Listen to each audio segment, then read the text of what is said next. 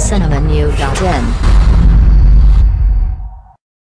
கமலஹாசனின் மூத்த மகளான ஸ்ருதி ஹாசன் பாடகர், இசையமைப்பாளர், நடிகை என பன்முக திறமையால் ரசிகர்களை வெகுவாக கவர்ந்து வருகிறார்.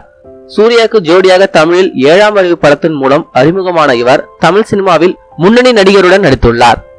மேலும் நடிப்பது மட்டுமில்லாமல் சமூக வலைதளங்களும் பிஸியாக இருந்து வருகிறார். இவர் அவ்வப்போது தனது இன்ஸ்டாகிராம் பக்கத்தில் புகைப்படங்கள் மற்றும் வீடியோக்களை பகிர்ந்து வருவார்.